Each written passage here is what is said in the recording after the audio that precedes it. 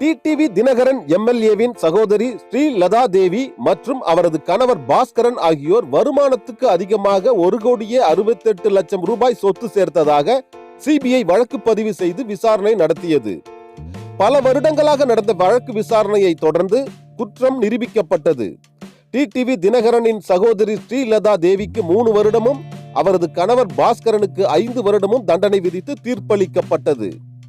இந்த தண்டனையை எதிர்த்தும் சிபிஐ விசாரணையை எதிர்த்தும் ஸ்ரீலதா தேவி மற்றும் பாஸ்கரன் ஆகியோர் உச்சநீதிமன்றத்தில் மேல்முறையீடு செய்தனர்.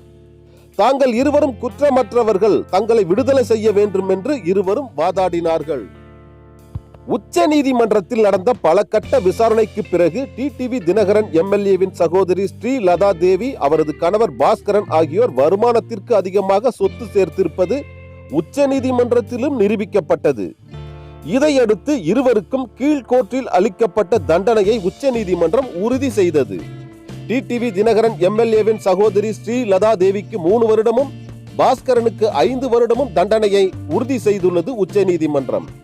ஸ்ரீலதா தேவி, பாஸ்கரன் இருவரும் உடனடியாக கீழ்கோர்ட்டில் சரணடைய வேண்டும் என்றும் உச்ச நீதிமன்றம் அதிரடியாக உத்தரவு பிறப்பித்துள்ளது. இதே போன்று வருமானத்திற்கு அதிகமாக சொத்து சேர்த்த வழக்கில் சசிகலா, இளவரசி, சுதாகரன் ஆகியோருக்கு உச்ச நீதிமன்றம் தண்டனை அளித்து தீர்ப்பளித்தது. 3 பேரும் பெங்களூர் சிறையில் கம்பி எண்ணிக்கொண்டிருக்கிறார்கள். இப்போது ஸ்ரீலதா தேவியும் பாஸ்கரனும் சிறையில் கம்பி எண்ண போகிறார்கள். சசிகலாவின் கணவர் நடராஜன் மீதும் வழக்கு நடந்து வருகிறது. இதிலும் நடராஜனுக்கு எதிராகவே தீர்ப்பு வரும் என்று கூறுகிறார்கள்.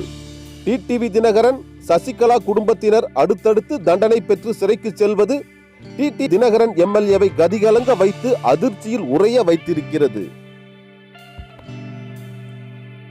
யுனிவர்ஸ் டிவியை சப்ஸ்கிரைப் செய்து கொள்ளுங்கள்.